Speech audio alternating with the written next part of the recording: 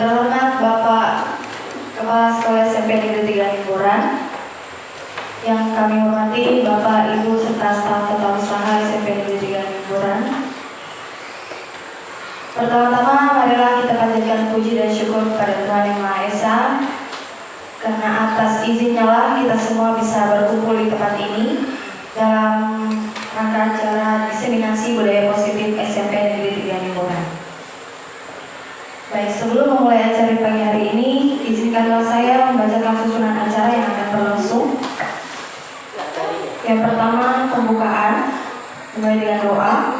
Yang kedua, arahan kepala sekolah. Ketiga, acara inti. Yang keempat, penutup. Langsung saja kita melangkah ke acara yang pertama, yaitu pembukaan, pembacaan doa. Kami memohon kesediaan Pak Selamat untuk memimpin doa.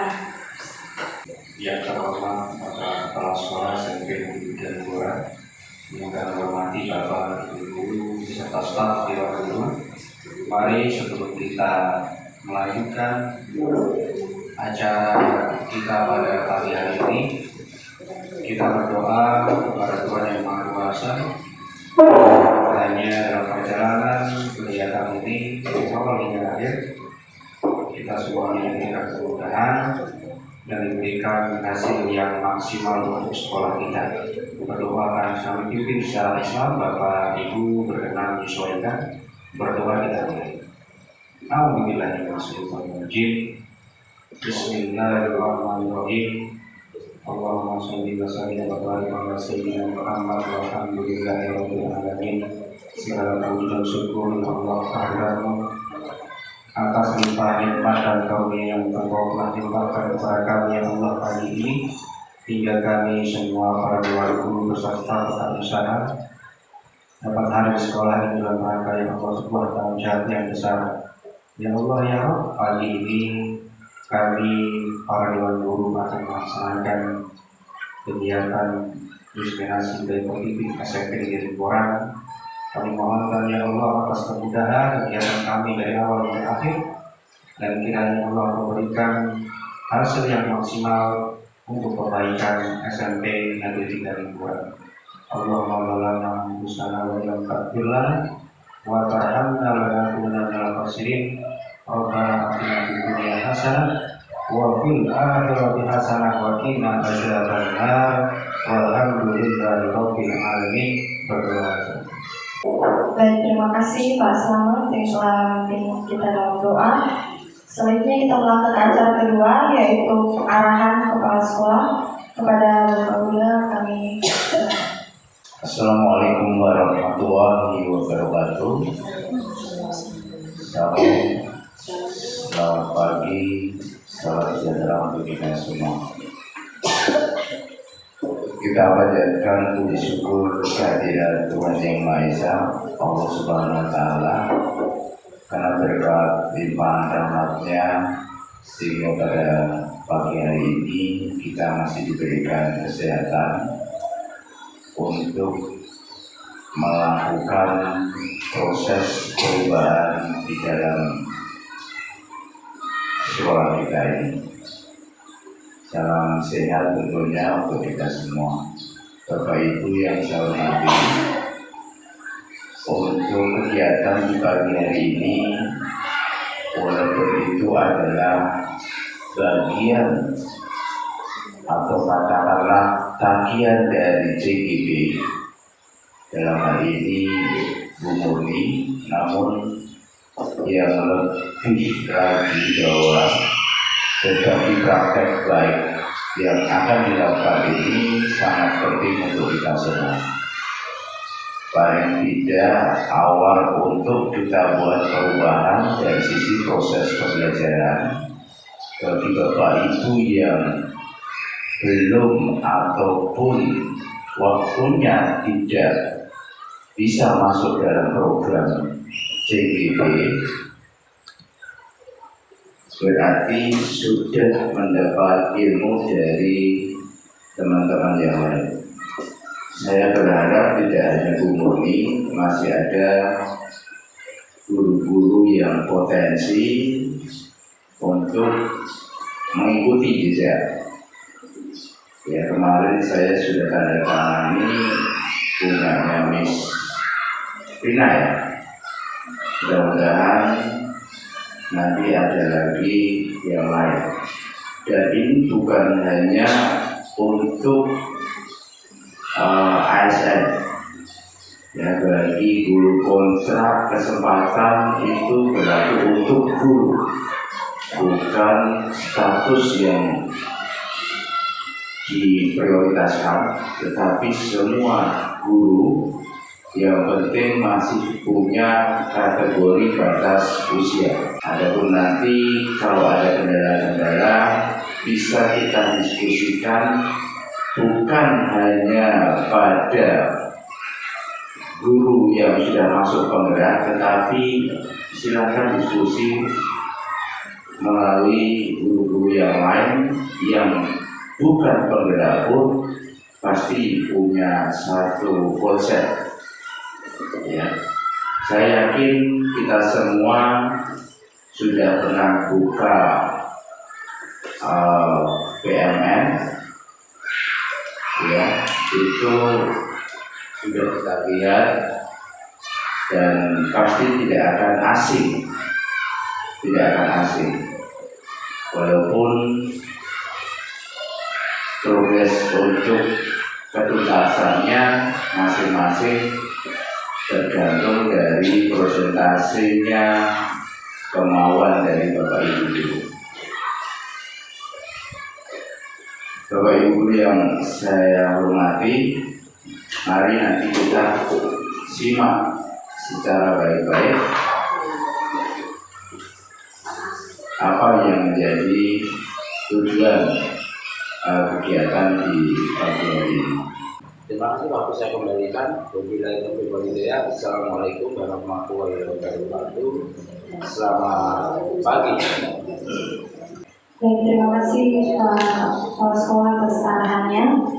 Selanjutnya kita melangkah ke acara inti, yaitu penyampaian materi tentang diseminasi budaya positif oleh Ibu Murni. Waktu dan tempat yang bersilah. Baik, terima kasih Miss Lin. Yang terhormat Bapak Kepala Sekolah SMP Negeri 3 Limuran, Bapak Ibu Guru SMP Negeri 3 Limuran yang saya hormati, pertama-tama saya ucapkan terima kasih kepada Bapak Kepala Sekolah dan rekan-rekan guru yang telah bersedia meluangkan waktu untuk hadir di ruangan ini untuk mendengarkan pemaparan saya terkait dengan budaya positif di sekolah. Berikutnya, tak lupa kita memanjatkan puji syukur kehadirat Tuhan Yang Maha Esa atas limpahan nikmat sehatnya sehingga kita masih bisa hadir di ruangan ini. Assalamualaikum warahmatullahi wabarakatuh.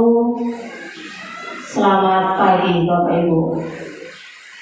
Sebelumnya saya ingin menyampaikan bahwa terkait diseminasi budaya positif di sekolah ini adalah tujuan yang pertama untuk pemenuhan tugas aksi nyata sebagai pendidikan calon guru penggerak. Yang kedua, kita nanti diminta untuk menerapkan disiplin positif di sekolah. Saya bukan bermaksud untuk menggurui Bapak Ibu semuanya, tapi di sini saya hanya berbagi praktik baik apa yang sudah saya dapatkan selama mengikuti pendidikan guru penggerak dari bulan Agustus hingga saat ini. Mari kita sama-sama simak apa yang ingin saya paparkan berikut ini, Bapak Ibu. Budaya positif merupakan nilai-nilai dan kebiasaan-kebiasaan di sekolah yang berpihak pada murid agar murid dapat berkembang menjadi pribadi yang kritis, penuh hormat dan bertanggung jawab. Nanti kita lihat kebiasaan-kebiasaan yang seperti apa perilaku-perilaku murid kita yang seperti apa, motivasi apa yang melatar belakangi perilaku anak-anak kita. Lalu bagaimana kita sebagai pendidik untuk menyikapi setiap perilaku anak-anak. Karena kita yakin bahwa setiap perilaku anak itu memiliki tujuan. Yang pertama adalah terkait disiplin positif dan nilai-nilai kebajikan universal. Mari Bapak Ibu, kita melakukan perubahan paradigma. Di sini sengaja saya ambil kegiatan pemantik. Bapak Ibu saya harapkan berpasangan dengan teman yang ada di sebelah Bapak Ibu untuk kita bermain kegiatan cobalah buka. 30 detik saja, silakan bergantian. Bapak Ibu bayangkan di dalam genggaman tangan Bapak Ibu itu ada sesuatu yang sangat berharga. Bapak Ibu tidak rela, tidak ikhlas jika ini sampai diambil oleh orang lain. Bergantian Bapak Ibu. Jadi yang bagian tangan mengepal tahan sekuat tenaga, lalu bagian teman yang membuka kepala ini juga berusaha sekuat tenaga dengan segala upaya, mulai dari yang menghardik dan sebagainya tadi. Silakan. Saya rasa cukup kegiatan cobalah buka. Ada Bapak Ibu yang membuka kepala tangan? Ya, berarti Bapak Ibu tidak mengizinkan orang lain untuk membuka kepala tangan ini. Walaupun teman Bapak Ibu melakukan dengan segala upaya, tapi Bapak Ibu tetap kekeh pada prinsip mempertahankan sesuatu yang berharga di dalam genggaman tangan Bapak Ibu. Dalam kegiatan ini, sesungguhnya siapa yang memegang kendali atau kontrol untuk membuka atau menutup kepala tangan? Siapa Bapak Ibu yang memegang kendali atau kontrol? Iya, diri kita sendiri. Kita tidak bisa dipengaruhi orang lain, kita tidak bisa diintimidasi orang lain, kita tidak bisa diiming-imingi dengan penghargaan, hadiah atau uang untuk kita bisa melepaskan atau membuka genggaman tangan kita. Ini kita sebagai seorang pendidik selalu kita berpikir seperti ini. Ilusi guru mengontrol murid. Yang kedua, ilusi bahwa semua penguatan positif efektif dan bermakna.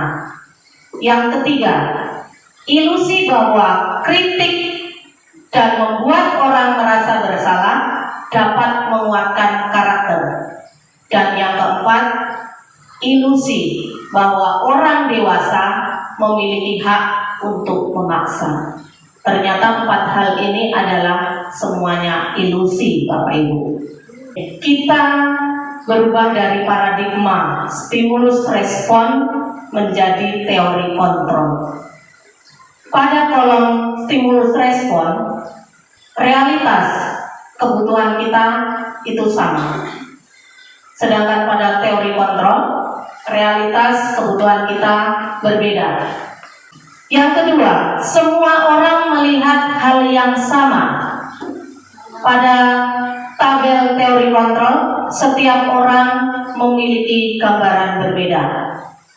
Berikutnya, kita mencoba mengubah orang agar berpandangan sama dengan kita. Teori kontrolnya, kita berusaha memahami pandangan orang lain tentang dunia. Berikut, perilaku buruk dilihat sebagai suatu kesalahan. Teori kontrolnya, semua perilaku memiliki tujuan. Orang lain bisa mengontrol saya, hanya Anda yang bisa mengontrol diri Anda. Saya bisa mengontrol orang lain, hanya Anda yang bisa mengontrol diri Anda. Saya bisa mengontrol orang lain, Anda tidak bisa mengontrol orang lain. Pemaksaan ada pada saat rujukan gagal. Teori kontrolnya, kolaborasi dan konsensus menciptakan pilihan-pilihan baru. Kemudian ini yang paling penting, model berpikir menang kalah kalau pada saat stimulus respon. Sekarang kita beralih ke teori kontrol menjadi model berpikir menang-menang. Kita lanjut Bapak Ibu, makna disiplin. Ketika kita mendengar kata disiplin, yang terbayang di benak kita adalah kebanyakan orang menghubungkan kata disiplin dengan tata tertib, teratur, kepatuhan pada peraturan. Kata disiplin juga sering dihubungkan dengan hukuman, padahal itu sungguh berbeda. Karena belajar tentang disiplin positif tidak harus dengan memberi hukuman. Justru itu adalah salah satu alternatif terakhir dan bila perlu tidak digunakan sama sekali. Dalam budaya kita, makna kata disiplin dimaknai menjadi sesuatu yang dilakukan seseorang pada orang lain untuk mendapatkan kepatuhan. Kita cenderung menghubungkan kata disiplin dengan ketidaknyamanan.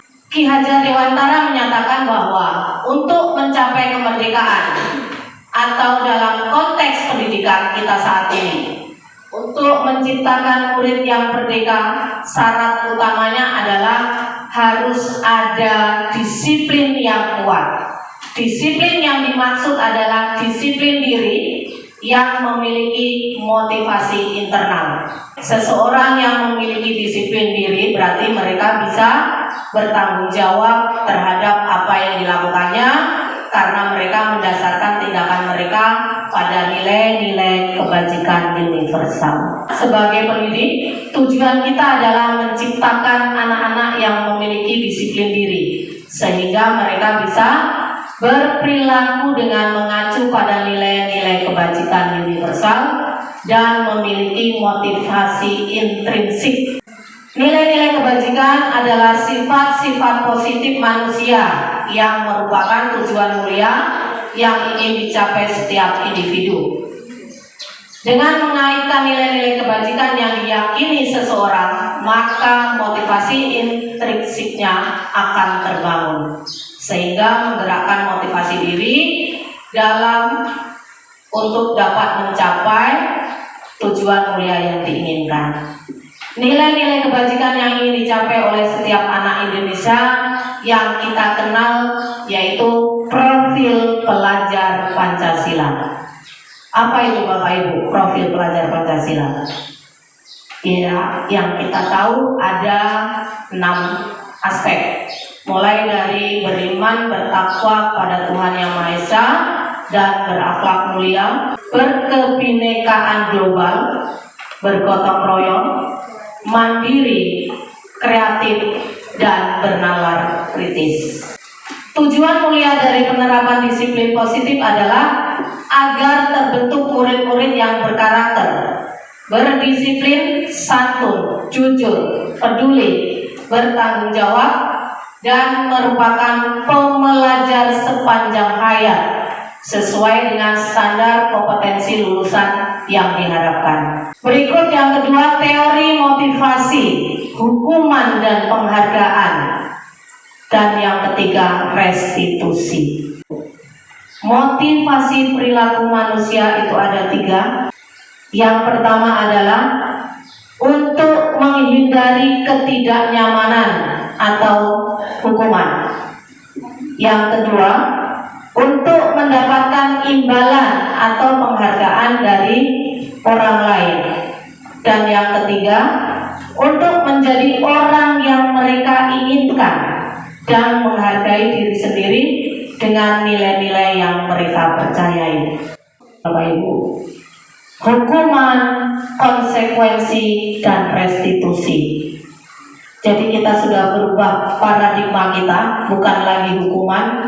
Saya juga sudah mulai bergeser ke konsekuensi. Lalu kita sebagai guru harus menerapkan restitusi.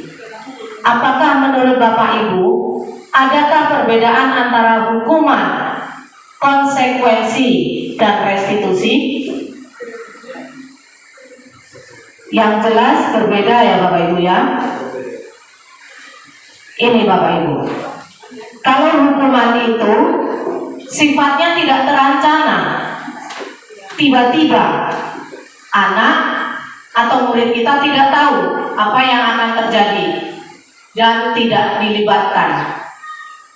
Itu yang pertama. Yang kedua, bersifat satu arah, yaitu dari pihak kita selaku guru yang memberikan, dan murid hanya menerima suatu hukuman tanpa melalui suatu kesepakatan atau pengarahan dari pihak guru, baik sebelum atau sesudahnya. Yang ketiga, hukuman yang diberikan bisa berupa fisik maupun psikis. Anak atau murid disakiti oleh suatu perbuatan atau kata-kata. Berikut hukuman merupakan identitas gagal. Yang kedua, konsekuensi.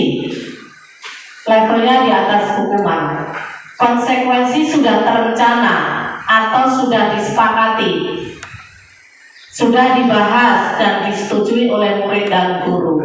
Yang berikut konsekuensi dibuat oleh pihak guru atau sekolah dan murid sudah mengetahui sebelumnya konsekuensi yang akan diterima bila ada pelanggaran. Konsekuensi tetap membuat murid tidak nyaman untuk jangka waktu pendek. Konsekuensi biasanya diberikan berdasarkan suatu data yang umumnya dapat diukur. Konsekuensi merupakan identitas sukses. Sikap guru senantiasa memonitor murid. Ini Bapak Ibu, mungkin bagi Bapak Ibu ini juga hal baru, sama halnya waktu saya mempelajari ini di pendidikan guru penggerak. Restitusi bagi saya adalah hal baru, dan nantinya kita sebagai pendidik, kita harus melakukan restitusi kepada murid-murid kita. Apa sebenarnya restitusi? Mari kita simak Bapak Ibu. Restitusi merupakan sebuah pendekatan untuk menciptakan disiplin positif. Restitusi adalah proses menciptakan kondisi bagi murid untuk memperbaiki kesalahan mereka, sehingga mereka bisa kembali pada kelompok mereka dengan karakter yang lebih kuat. Restitusi juga merupakan proses kolaborasi yang mengajarkan murid untuk mencari solusi untuk masalah mereka dan membantu murid berpikir tentang orang seperti apa yang mereka inginkan dan bagaimana mereka harus memperlakukan orang lain. Restitusi membantu murid menjadi lebih memiliki tujuan, disiplin positif, dan memulihkan dirinya setelah berbuat salah. Lalu apa yang menjadi ciri-ciri dari restitusi sehingga membedakan dengan program disiplin lainnya? Yaitu restitusi bukan untuk menebus kesalahan Bapak Ibu, tapi untuk belajar dari kesalahan. Restitusi memperbaiki hubungan antara murid dan guru. Restitusi adalah tawaran, bukan paksaan. Jadi kita sebagai guru menawarkan solusi apa yang ingin dilaksanakan oleh murid kita, bukan kita yang memaksa. Lalu restitusi itu adalah menuntun untuk melihat ke dalam diri anak ini nanti mau menjadi seperti apa. Restitusi mencari kebutuhan dasar yang mendasari tindakan. Jadi kita harus berpikir selalu bahwa semua perilaku anak di samping tadi ada motivasinya, anak juga memiliki kebutuhan dasar. Jika kebutuhan dasar ini tidak terpenuhi, bisa jadi anak berperilaku yang tidak kita inginkan. Kemudian restitusi diri adalah cara yang paling baik. Fokus pada karakter tindakan, kemudian menguatkan, fokus pada solusi, mengembalikan murid yang berbuat salah pada kelompoknya. Kemudian penghargaan itu mengurangi mengadakan survei bahwa seseorang yang seringkali mendapatkan penghargaan, diberi tugas dan tanggung jawab seringkali tidak tepat dibandingkan dengan orang yang melakukan sesuatu atas motivasi dari dalam dirinya sendiri.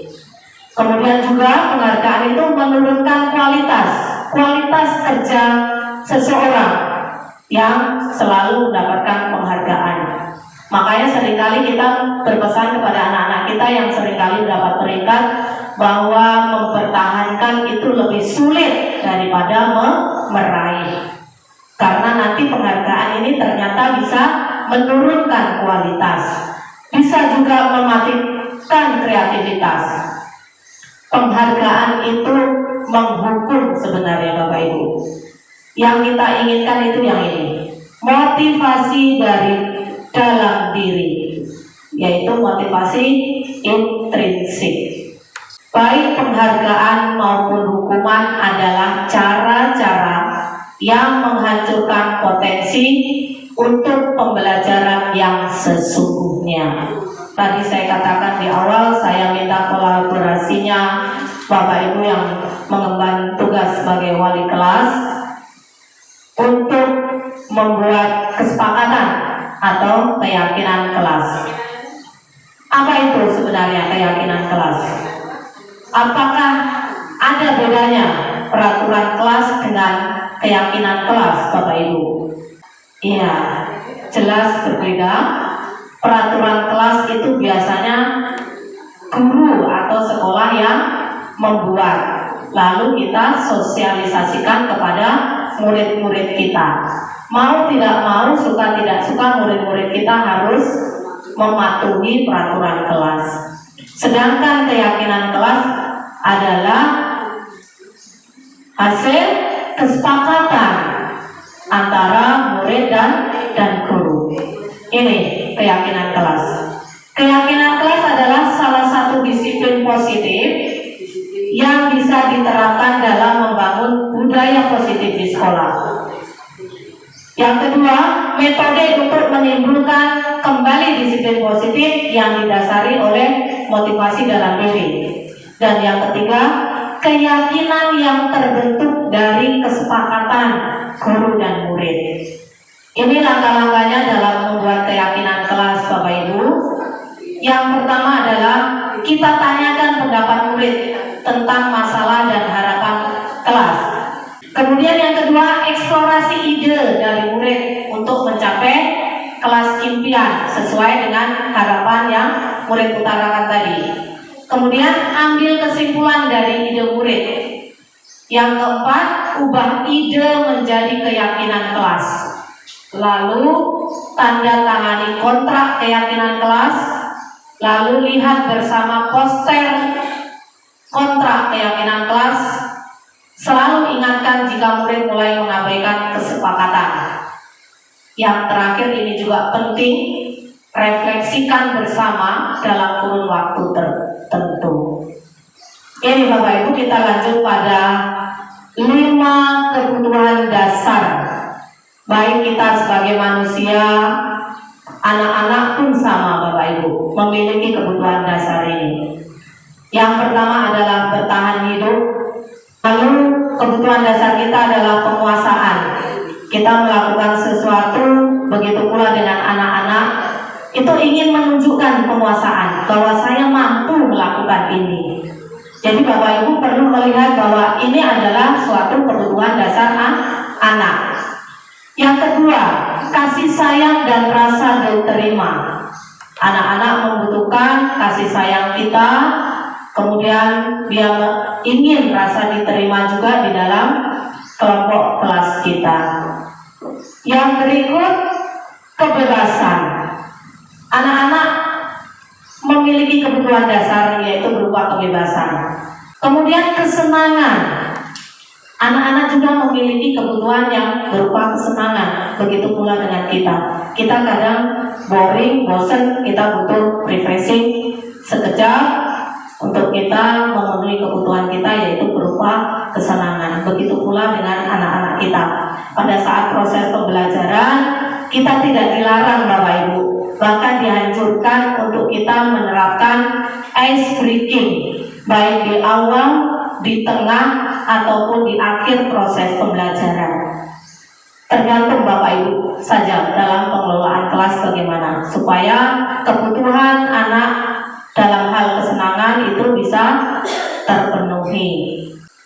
Pendekatan restitusi atau 5 posisi kontrol. Salam bahagia Ibu dan Bapak Guru hebat. Dalam penerapan disiplin positif restitusi, salah satu program yang dikembangkan adalah 5 posisi kontrol. 5 posisi kontrol dalam restitusi adalah proses perjalanan seorang pendidik agar dapat mengenali dirinya. Pada video kali ini, kita akan membahas tentang 5 posisi kontrol yang dikembangkan oleh Diane Gosem dan contoh penerapannya.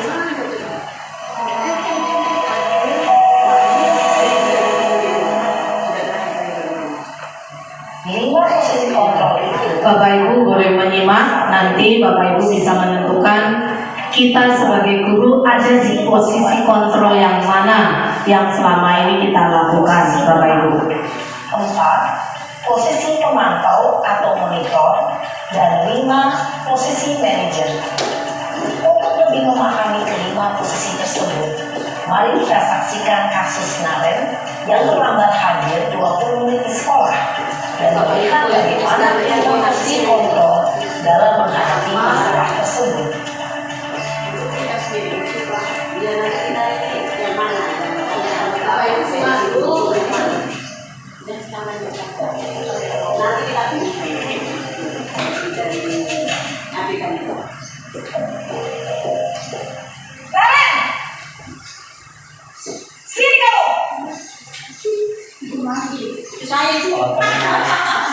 Selalu terlambat. Kamu deh, pasti terlambat. Apa? Apa coba? Alasan kamu apa lagi? Kapan sih kamu tidak terlambat? Malas sekali ya kamu jadi anak. Dasar pemalas. Gak kapuk-kapuk sih kamu. Sudah berapa kali terlambat? Sana, kamu keliling lapangan basket 2 kali. Kenapa saya harus keliling lapangan basket, Bu? Kenapa? Kamu melawan ibu. Berani-beraninya jawab. Sudah terlambat, masih berani jawab pula. Sekarang, keliling lapangan basket 5 kali sekalian. Biar kapok. Cepat. Pergi sana ke lapangan basket. Posisi penghukum biasanya berbicara dengan nada tinggi, menghardik, menunjuk-nunjuk, menyakiti, dan menyindir. Hukuman bisa berupa fisik maupun psikis. Ibu dan Bapak Guru hebat, dampak yang terjadi pada murid ketika guru berada pada posisi penghukum adalah murid cenderung akan memberontak, bahkan menyimpan dendam.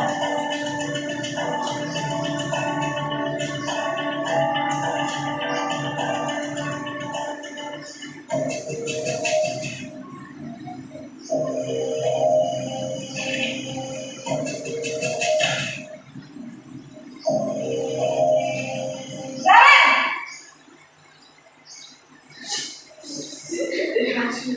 Selamat pagi, Bu. Naren. Kamu kenapa terlambat lagi, nak? Ya Tuhan, Naren. Kamu senang ya bikin ibu susah ya?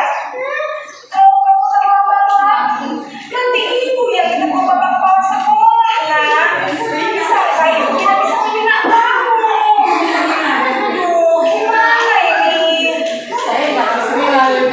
Maaf, Bu. Gusti Naren. Kamu suka ya kalau ibu ditegur bapak kepala sekolah? Terus, sekarang ibu harus tulis apa ini di buku absen? Ini kamu sudah sering terlambat loh. Ibu harus apa coba? Maaf, Bu. Maaf sekali. Ya sudah, lain kali jangan bikin ibu susah lagi ya nak ya. Ibu tidak akan kuat lagi kalau kamu gini terus. Bisa jantungan kalau ibu ditegur para Maaf ya, Bu. Maaf sekali.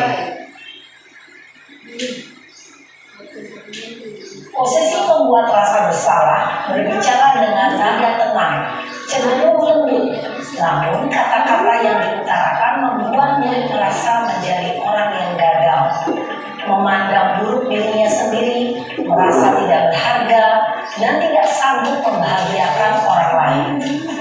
Ketika guru mengambil posisi pembuat rasa bersalah, murid akan menganggap dirinya yang bersalah dan ia akan menyimpan emosi negatif tersebut di dalam dirinya.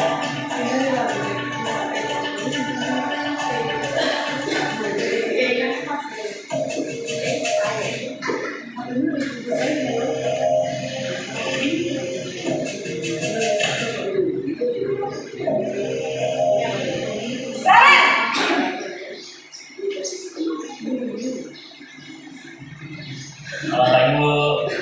Wah, sudah jam berapa ini nak? Terlambat lagi ya sayang. Iya Bu, habis ibu saya lupa bangunkan saya Bu. Kamu malah menyalahkan kamu. Kamu bukannya anak yang larinya paling kencang. Kok terlambat sih?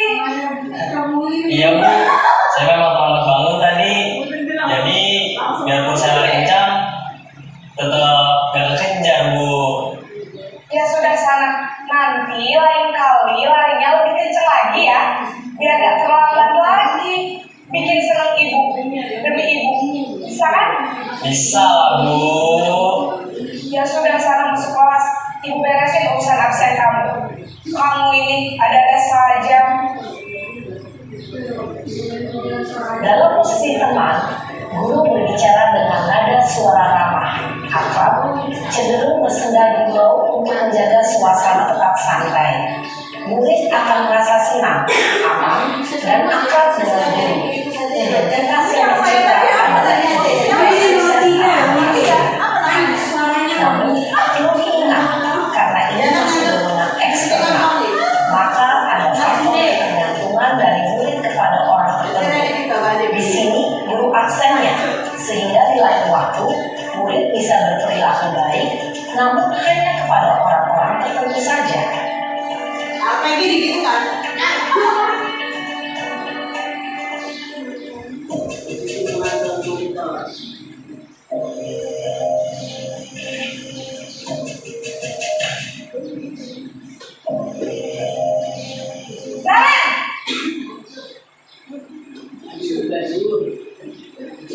Selamat pagi Bu.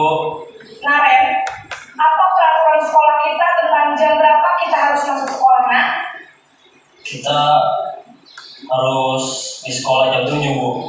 Iya betul, sekarang sudah jam 7.20. Naren sudah tahu konsekuensinya jika terlambat hadir. Paham Bu, saya harus tinggal kelas pas jam istirahat selama 20 menit. Iya benar, konsekuensinya demikian. Jadi nanti jam 9.30 pas istirahat, kamu harus tinggal di kelas, kerjakan tugas tambahan untuk ketertinggalan kamu, ya? Baik Bu. Posisi pemantau mengandalkan penghitungan atau data untuk mengontrol murid.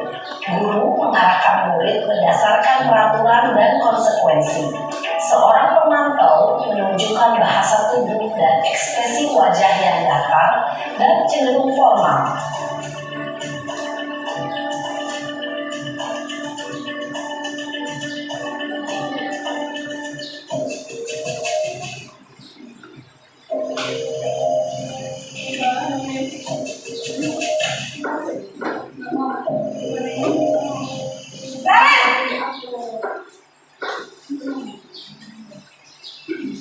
Selamat pagi Bu. Selamat pagi, Naren. Maaf Bu, saya terlambat. Iya, sekolah masuknya jam 7, sekarang sudah jam 7.20. Jadi sekarang bagaimana ini, Naren? Maaf Bu, saya lupa soal saya semalam. Baiklah, menurut kamu, keyakinan sekolah yang mana yang perlu kamu tingkatkan? Menghargai diri sendiri dan orang lain mungkin ya Bu. Setuju. Jadi, apakah Naren meyakini prinsip saling menghormati tersebut? Iya Bu, saya meyakininya. Apakah Naren bersedia memperbaiki masalah keterlambatan ini? Bersedia Bu. Bagaimana kamu akan memperbaiki masalah keterlambatan ini? Saya akan coba untuk tidak lupa menyetel alarm saya Bu. Baik, kalau kalau kalian lupa menyetel alarm di rumah, ada orang yang kira-kira bisa bantu mengingatkan tidak? Ada Bu, kata saya, Kak Emma. Ada lagi selain Kak Emma? Selain Kak Emma, ada ibu saya. Baik, jadi yang mengingatkan Naren adalah Kak Emma dan ibu kamu ya. Kira-kira akan mulai setel alarm kapan nih Naren? Setelah pulang sekolah, akan segera saya lakukan. Baik, jadi Naren akan setel alarm untuk bangun besok pagi dan akan diingatkan oleh kakak dan ibunda Naren ya. Ada lagi yang mungkin perlu dilakukan Naren agar tidak terlambat bangun lagi? Tidak ada Bu. Baik Naren, terima kasih untuk kerjasama kamu. Sekarang kamu perlu kembali ke kelas untuk belajar. Baik Bu, terima kasih. Posisi manajer adalah posisi kontrol yang disarankan untuk membimbing murid memiliki sikap disiplin yang positif, yaitu murid yang mandiri, bertanggung jawab, dan dapat memecahkan masalah. Tujuan dari posisi ini adalah agar murid dapat berefleksi atas tindakannya. Guru akan dengan tulus memberikan pertanyaan-pertanyaan bermakna, sehingga membuat murid dapat belajar dari kesalahannya dan mencari sebuah solusi untuk menyelesaikannya. Setelah Bapak Ibu menyaksikan paparan di video tadi tentang 5 posisi kontrol guru, silakan Bapak Ibu tulis praktik yang sudah Bapak Ibu lakukan pada saat di sekolah. Apakah Bapak Ibu di posisi kontrol yang mana? Silakan Bapak Ibu tuliskan di stick note yang saya bagikan tadi. Kalau Bapak Ibu mempraktikkan misalnya sebagai penghukum pernah, sebagai pemantau juga pernah, ya silakan Bapak Ibu tulis keduanya. Atau sebagai teman juga boleh gitu. Tergantung yang Bapak Ibu pernah praktikkan saja. Tidak ada penilaian Bapak Ibu. Ini sebagai bentuk refleksi kita bahwa kita setelah menyaksikan restitusi 5 posisi kontrol itu sebenarnya kita ada di mana posisi kita. Lalu kedepannya kita diharapkan itu ada di posisi sebagai manajer untuk kita menerapkan restitusi di sekolah ini. Selanjutnya Bapak Ibu simak pertanyaan pemantik. Tisa dan Hana dipanggil masuk ke ruangan Ibu Dewi, Kepala Sekolah SMA Makmur. Ibu Dewi baru saja mendapatkan pengaduan dari Ibunda Tisa bahwa Hana menggunakan kata-kata kasar dan merendah-rendahkan Tisa di sosial media. Bapak Ibu, saya minta Bapak Ibu menempatkan diri sebagai Bu Dewi. Bapak Ibu akan menangani kasus Tisa dan Hana ini sebagai 5 posisi kontrol yang tadi. Yang mana yang Bapak Ibu akan lakukan? Dari Bapak Ibu, 5 posisi kontrol seorang guru, yaitu ada penghukum yang pertama, yang kedua pembuat merasa bersalah, yang ketiga teman, dan yang keempat pemantau, serta yang terakhir adalah manajer. Ini adalah tahapan segitiga restitusi. Ada 3 tahapan yang harus kita lalui Bapak Ibu apabila kita menerapkan restitusi kepada anak-anak kita atau murid-murid kita.